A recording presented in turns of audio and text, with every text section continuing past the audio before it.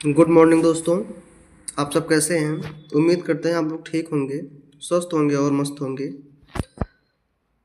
आज का कोटेशन है, जब लोग तुम्हारे खिलाफ बोलने लगें तो समझ लो कि तुम सफलता की राह पर आगे बढ़ रहे हो।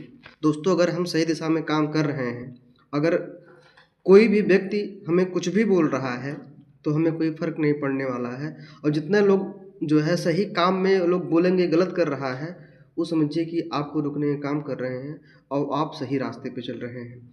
ठीक है, बढ़ते हैं हम क्वेश्चन की तरफ। आज 29 तारीख है। 29 तारीख का करंट अफेयर है, जिसमें कुल 15 क्वेश्चन होंगे। लास्ट में 5 स्टैटिक जीके होंगे। लास्ट में हम एक प्रश्न पूछेंगे जिसका आंसर आपको कमेंट बॉक्स में देना होगा। बढ़ते हैं क्वेश्चन की तरफ। हमारा पहला क्वेश्चन है, हाल ही में जापान के बाद यूरोड्रोन कार्यक्रम में पर्यवेक्षण का दर्जा पाने वाला दूसरा एशियाई प्रशांत देश कौन बना है? तो ये कौन बना है? भारत बना है। ठीक है ना। अच्छा, इसमें आया है यूरोड्रोन कार्यक्रम। ठीक है ना। तो यूरोड्रोन कार्यक्रम क्या होता है? तो यह यूरोप का एक सामूहिक रक्षा कार्यक्रम है। कैसा है? एक रक्षा कार्यक्रम है। ठीक है। इसमें कौन जुड़ गया है? भारत जुड़ गया है। अच्छा, हम भारत की राजधानी क्या हो जाएगी? नई दिल्ली। और मुद्रा क्या हो जाएगी? रुपया। क्या हो जाएगी? रुपया। इंडोनेशिया की राजधानी क्या हो जाएगी? जकार्ता। क्या हो जाएगी? जकार्ता। और मुद्रा क्या हो जाएगी? इंडोनेशियाई रुपया। चीन की राजधानी बीजिंग, मुद्रा क्या हो जाएगी? युआन। पाकिस्तान की राजधानी इस्लामाबाद, मुद्रा क्या हो जाएगी? पाकिस्तानी रुपया। बढ़ते हैं अगले क्वेश्चन की तरफ। कौन सा बंदरगाह 2027 तक 10 मिलियन TEU के साथ शीर्ष वैश्विक बंदरगाहों में प्रवेश करने वाला भारत का पहला बंदरगाह बन जाएगा? तो ये बन जाएगा भैया जवाहरलाल नेहरू बंदरगाह। ठीक है ना, जवाहरलाल नेहरू बंदरगाह। अच्छा, इसमें आया है TEU, तो इसका पहले हम लोग फुल फॉर्म जानते हैं TEU का। तो हो जाएगा 20 वाला मतलब 20 फुट इक्विवेलेंट यूनिट। ठीक है ना, 20 फुट इक्विवेलेंट यूनिट। ये क्या है? ये मानक आकार है एक। ठीक है ना, क्या है? एक मानक आकार है जिसका जो है ट्रांसपोर्टेशन अच्छे तरीके से किया जा सकता है। ठीक है। अच्छा, ये जो जवाहरलाल नेहरू बंदरगाह है ये कहाँ है? आपके महाराष्ट्र में है। ठीक है ना। कहाँ है? मुंबई में है। अच्छा, विशाखापत्तनम बंदरगाह कहाँ है? इसी का अन्य नाम भी है विजाग। क्या नाम है? विजाग बंदरगाह है विशाखापत्तनम बंदरगाह का। तो ये है आपका आंध्र प्रदेश में है। ठीक है ना, आंध्र प्रदेश के विशाखापत्तनम में ही है। पारादीप बंदरगाह आपका उड़ीसा में है। कहाँ है? उड़ीसा है। अच्छा, कोलकाता बंदरगाह कहाँ है? तो कोलकाता बंदर का नाम चेंज हो गया है। इसका नाम हो गया है श्यामा प्रसाद मुखर्जी जो है बंदरगाह। श्यामा प्रसाद मुखर्जी बंदरगाह।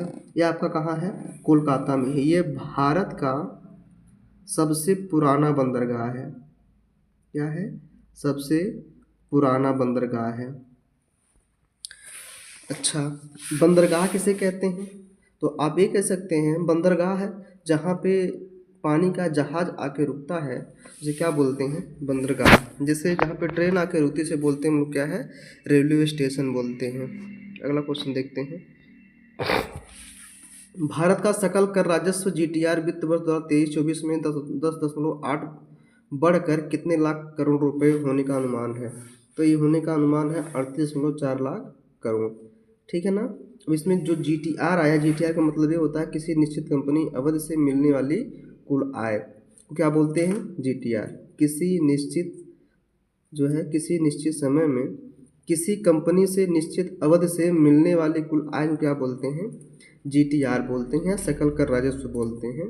तो जो 23-24 में था ये 10.8% था, अब बढ़ कितना होने वाला है? 38.4 लाख करोड़ रुपए। ठीक है, चलते हैं आगे। विश्व न्याय परियोजना द्वारा जारी rule of law index Bharat में कौन सा स्थान हासिल किया है? तो ये भारत में जो स्थान हासिल किया है ये 79 किया है। भारत कौन सा स्थान है? 79। तो हम पहले अब इसमें जान लेते हैं कि पहला स्थान किसका है। तो पहला स्थान किसका है? डेनमार्क का है। किसका है? डेनमार्क। दूसरा हो जाएगा नॉर्वे। तीसरा हो जाएगा फिनलैंड। ठीक है। और हमारे पड़ोसी देश पाकिस्तान का सबसे खतरनाक है, 129 है। कौन सा स्थान है? 129। अच्छा, इसमें आया है विश्व न्याय परियोजना। ये है क्या? सबसे पहले हम ये जानते हैं इसकी स्थापना कब हुई थी। इसकी स्थापना हुई थी विश्व न्याय परियोजना की सन 2006 में। कहाँ हुई थी? ये वाशिंगटन डीसी में हुई थी। ठीक है ना। संस्थापक कौन थे? संस्थापक दो लोगों का नाम है, दो लोग हैं, विलियम इयन न्यूकॉम और विलियम सी हबर्ड। ठीक है ना। विलियम इयन न्यूकॉम और विलियम सी हबर्ड, दो लोग क्या है इसके संस्थापक हैं। अब इसमें एक चीज़ ये आया है कि रूल ऑफ लॉ इंडेक्स क्या होता है। तो जो ये क्या है, एक कानून की एजेंसी है। इसके क्या है? कानून का अनुभव प्राप्त है। और इसका उद्देश्य क्या होता है? दुनिया भर में कानून के शासन को मजबूत करने के लिए ये लाया गया है, इंडेक्स जारी करता है। और जारी कौन करता है? विश्व न्याय परियोजना जारी करता है। ठीक है ना, WJP। बढ़ते हैं अगले क्वेश्चन की तरफ।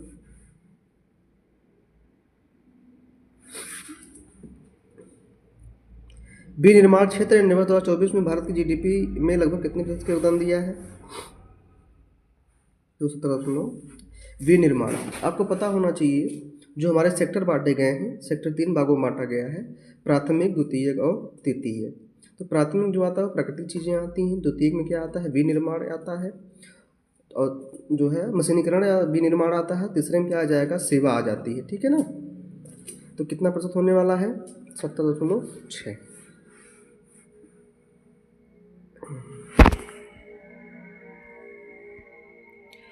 साइबर सुरक्षा सहयोग पर बिम्स्टेक विशेषज्ञ समूह की दूसरी बैठक भारत में कहाँ आयोजित की है? तो किया गया है नई दिल्ली में। अब जानने वाली बात पहले ये जान लेते हैं कि बिम्स्टेक है क्या। तो बिम्स्टेक को लिखा जाता है BIMSTEC। इसका फुल फॉर्म हो जाएगा, बी से बे ऑफ बंगाल। क्या हो जाएगा? बे ऑफ बंगाल। आई से क्या हो जाएगा? इनिशिएटिव। फॉर एम से हो जाएगा मल्टी, और यस से हो जाएगा सेक्टोरल, टी से हो जाएगा टेक्निकल एंड, ठीक है ना, ई से इकोनॉमिक, और सी से कॉरपोरेशन। ठीक है ना। फुल फॉर्म फिर से देख लीजिए एक बार, bay of Bengal initiative for multi sectoral technical and economic cooperation. ठीक है ना। इसका फुल फॉर्म हो जाएगा। इसकी जो स्थापना हुई थी बिम्स्टेक की, यह साइबर सुरक्षा सहयोग पर करने के लिए किया गया था, और नई दिल्ली में इसकी बैठक हुई थी अभी जल्दी में ही। ठीक है ना। दूसरी बैठक कहाँ हुई थी? नई दिल्ली में। अच्छा, ये है क्या?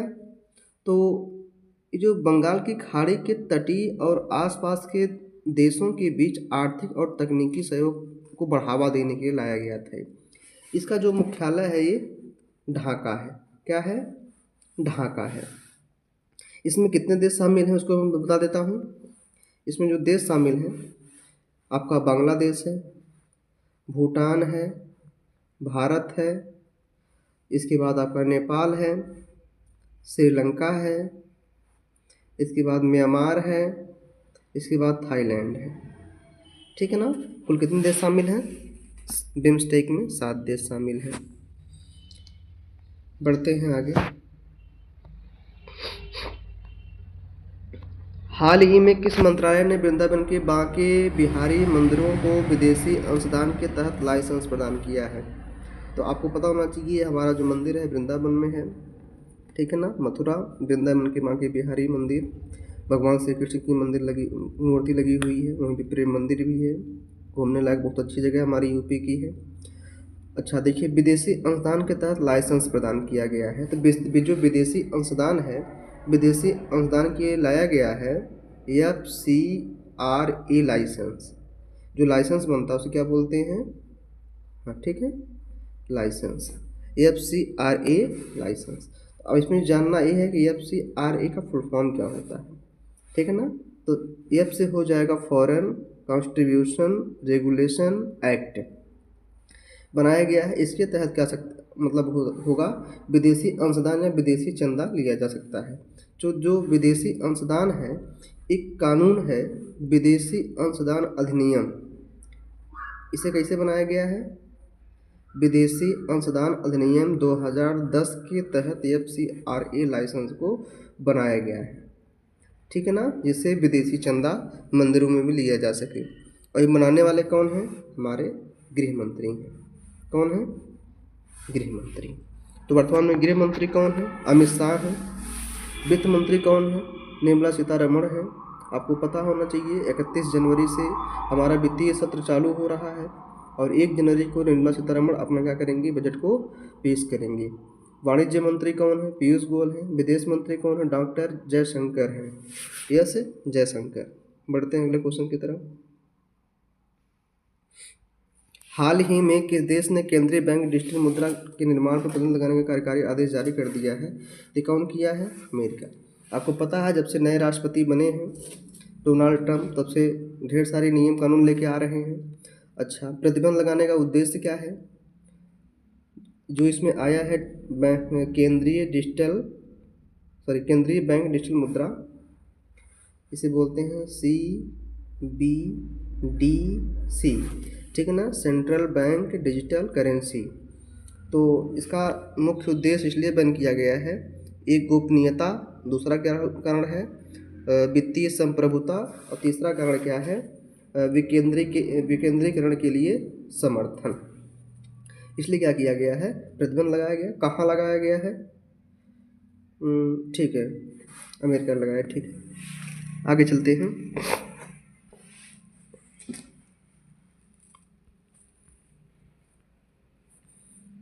हाल ही में अमेरिकी विकास एजेंसी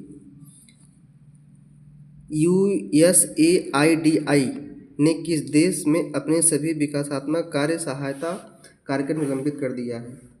तो बांग्लादेश से कर दिया है। ये भी अमेरिका से ही संबंधित है। जब से राष्ट्रपति नए बने हैं डोनाल्ड ट्रंप, तब से ढेर सारे कानून लेके आ रहे हैं। अब जानने वाली बात यह है कि USAID क्या है?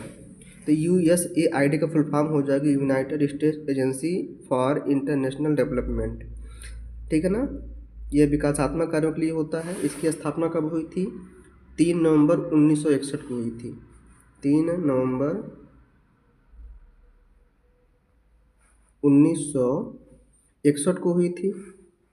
करने वाले कौन थे? उनका नाम था, जो करते थे, जॉन F कैनेडी। उसमें ही राष्ट्रपति थे, ठीक है। अभी क्या कर दिए हैं? निलंबित कर दिए हैं। अब बांग्लादेश आया है। बांग्लादेश की राजधानी क्या हो जाएगी? ढाका। अफगानिस्तान की राजधानी, अच्छा, बांग्लादेश की राजधानी ढाका हो जाएगी, मुद्रा क्या हो जाएगी? टका। अफगानिस्तान की राजधानी काबुल, मुद्रा क्या हो जाएगी? अफगानी। पाकिस्तान की राजधानी इस्लामाबाद, मुद्रा क्या हो जाएगी? पाकिस्तानी रुपया। भारत की राजधानी नई दिल्ली, और करेंसी क्या हो जाएगी? भारतीय रुपया। हाल ही में अलेक्जेंडर लुकाशेंको ने लगातार 7वीं बार किस देश के राष्ट्रपति का चुनाव जीता है? तो ये 7वीं बार जीते हैं, ठीक है ना। बाप भाई मानना पड़ेगा। तो बेलारूस, जो बेलारूस है, ये क्या पड़ता, कहाँ पड़ता है? पूर्वी यूरोप में पड़ता है, ठीक है, पूर्वी यूरोप में पड़ता है। तो जो राष्ट्रपति बने 7वें, कौन बने हैं? अलेक्जेंडर लुकाशेंको बने हैं। ये 7वीं बार लगातार बने हैं। तो बेलारूस की राजधानी क्या हो जाएगी? मिन्स्क, ठीक है ना, मिन्स्क। और वहाँ की मुद्रा क्या हो जाएगी? रूबल। बेलारूस की मुद्रा क्या हो जाएगी? रूबल। अब इसमें रसिया आया है, तो रूस की राजधानी मॉस्को, मुद्रा क्या हो जाएगी? रूबल। यूक्रेन की राजधानी कीव, क्या हो जाएगा? कीव। और मुद्रा क्या हो जाएगी? रिबनिया। पोलैंड की राजधानी वारसा, क्या हो जाएगी? वारसा। और मुद्रा क्या हो जाएगी? Polish zloty, Polish Polish zloty. ठीक है, बढ़ते हैं अगले क्वेश्चन की तरफ। डेटा की गोपनीयता और संरक्षण के प्रति लोगों को जागरूक करने के लिए डेटा संरक्षण दिवस मनाया जाता है। तो प्रतिवर्ष कब मनाया जाता है? ये है 28 जनवरी को मनाया जाता है। बढ़ते हैं अगले क्वेश्चन की तरफ। हाल ही में पंजाब केसरी के रूप में प्रसिद्ध लाला लाजपत राय की कौन सी जयंती मनाई गई है? 160वीं जयंती मनाई गई है। आपको पता होना चाहिए लाला लाजपत राय की जो मृत्यु हुई थी, ये जो है साइमन कमीशन के विरोध में हुई थी। सैंडर्स ने लाठी से जो है आक्रमण कर दिया था, चोट लगने की वजह से कुछ की डेथ हो गई थी। ठीक है ना? तो लाला लाजपत राय की जो मृत्यु हुई थी, जो जन्म हुआ था, ये 28 जनवरी 1865 को हुआ था। ठीक ना? लाला लाजपत राय हैं, ये है जो पीएनबी बैंक की स्थापना किए थे। ठीक है ना? पंजाब नेशनल बैंक की शुरुआत करने वाले कौन हैं? लाला लाजपत राय। ये भगत सिंह के राजनैतिक गुरु थे। किसके गुरु थे? भगत सिंह के। ठीक है, बढ़ते हैं अगले क्वेश्चन की तरफ। हाल ही में भारतीय रेलवे ने कितने किलोमीटर रेल ट्रैक को अपग्रेड करके 130 किलोमीटर प्रति घंटे की रफ्तार से ट्रेन स्पीड की क्षमता हासिल की है? यह बहुत बढ़िया क्वेश्चन है। 23,000 किलोमीटर। अगला हमारा क्वेश्चन हो जाएगा, प्रधानमंत्री नरेंद्र मोदी ने 28 जनवरी को कहाँ 38वें राष्ट्रीय खेलों का उद्घाटन किया है? तो ये देहरादून में किए हैं। ठीक है ना? उत्तराखंड की राजधानी क्या है? देहरादून, वहीं पे। अच्छा, राष्ट्रीय खेल दिवस कब मनाया जाता है? तो राष्ट्रीय खेल दिवस प्रति वर्ष 29 अगस्त को मनाया जाता है। कब मनाया जाता है? 29 अगस्त को मनाया जाता है। और हमारे भारत का कोई भी राष्ट्रीय खेल नहीं है, और हमारा भारत देश सभी खेलों को एक समान वैल्यू देता है। ठीक है ना?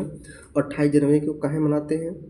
तो 28 जनवरी को जो है मेजर ध्यानचंद, यानी कि जो हॉकी जादूगर माना जाता था, उन्हीं के जन्मदिन पर ये राष्ट्रीय खेल का उद्घाटन किया गया है।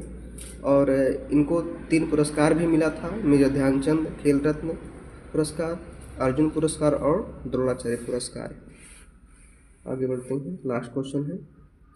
आरबीआई की रिपोर्ट के अनुसार भारत के कुल कितने डिजिटल भुगतान में यूपीआई की हिस्सेदारी 2024 में बढ़कर कितने प्रतिशत हो गई है? तो कितनी हो गई है? 83%। ठीक है ना? जो हम लोग ऑनलाइन पेमेंट करते हैं गूगल पे या फ़ोन पे। तो ये रिपोर्ट कौन जारी करता है? आरबीआई। आरबीआई की स्थापना कब हुई थी? 1 अप्रैल 1935 को हुई थी। इसके जो पहले गवर्नर थे, ये कौन थे? स्मिथ ऑसबोर्न थे। और इसके जो पहले भारतीय गवर्नर थे, सीडी देशमुख थे। वर्तमान गवर्नर कौन है? संजय मल्होत्रा है। कौन है? संजय मल्होत्रा। आरबीआई का फुल फॉर्म क्या हो जाएगा? Reserve bank of India. ये हिल्टन एंड समिति की सिफारिश पर हुआ था। आगे बढ़ते हैं, हमारा आ जाएगा स्टैटिक जीके। ठीक है ना? 5 क्वेश्चन स्टैटिक जीके का है, उसको देख लेते हैं। सेल्यूलोज का प्रमुख घटक है कोशिका भित्ति। कोशिका भित्ति। सेल्यूलोज किसका घटक है? कोशिका भित्ति का है। रसायन शास्त्र में साबुन एक लवण है, तो फैटी एसिड का। तो फैटी एसिड का जो रासायनिक सूत्र हो जाएगा वह हो जाएगा CnH2n+1COOH। ठीक है ना? H।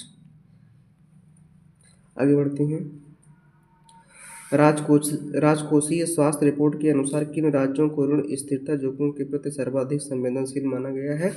तो यह माना गया है पंजाब, बिहार और राजस्थान को। ठीक है ना? ऋण स्थिरता जोखिम के प्रति संवेदनशील माना गया है। सिंधु घाटी सभ्यता की प्रमुख विशेषता थी? ये बहुत बढ़िया क्वेश्चन है। नगर योजना एवं वास्तुकला। ठीक ना? यहाँ पे नालियाँ पक्की होती थी, दरवाजे घर के पीछे की तरफ खुलते थे। ठीक है ना? ये नगरीय सभ्यता थी। सिंधु घाटी सभ्यता को संदर सभ्यता भी बोलते हैं और सिंधु घाटी सभ्यता भी बोलते हैं ये उसे, और हड़प्पा सभ्यता के भी नाम से जानते हैं, हड़प्पा सभ्यता। ठीक है ना? नील की खेती खूब इसमें होती थी। सिंधु नदी किनारे माना जाता था, इसलिए सिंधु नदी किनारे लोग बसे थे, इसलिए माना गया है कि इसका नाम क्या था, सिंधु घाटी सभ्यता। गांधी इरविन समझौता भारत के किस आंदोलन से संबंधित है? तो सविनय अवज्ञा आंदोलन। तो आप लोग बताइए, सविनय अवज्ञा आंदोलन कब हुआ था, खेड़ा आंदोलन कब हुआ था, चंपारण आंदोलन कब हुआ था, असहयोग आंदोलन कब हुआ था? सविनय अवज्ञा आंदोलन। सविनय अवज्ञा आंदोलन क्या था? यानी कि हम आपकी बातों को विनम्रता से नहीं मानेंगे। ये कौन चालू किया था? गांधी और इरविन। गांधी इरविन जब समझौता हुआ था तो गांधी इरविन समझौता में गांधी जी ने उसको जो है 11 सूत्री फार्मूला सौंपे हुए थे, ठीक है ना। और एक समझौता क्यों हुआ था? गोलमेज सम्मेलन में भाग लेने के लिए हुआ था, जब वहाँ से मैकडोनल्ड ने क्या किया था, बाध्य किया था इरविन को, ठीक है। आज का हमारा क्वेश्चन है, महात्मा गांधी जी यात्रा के दौरान कौन सी पुस्तक लिखे थे? महात्मा गांधी जी यात्रा के दौरान अपनी कौन सी पुस्तक लिखे थे? यह क्वेश्चन है, इसका आंसर हमको कमेंट बॉक्स में देना है। यह आपके जो SSC GD, UPP, UP TET, C TET, PPSC, REET इत्यादि एग्जाम के लिए बहुत ही इम्पोर्टेंट है। अगर वीडियो अच्छी लगे तो आप लोग लाइक कमेंट्स ज़रूर किया करें, ठीक है ना। अगर आप चैनल पर नए हैं तो चैनल को सब्सक्राइब कर सकते हैं। Thank you.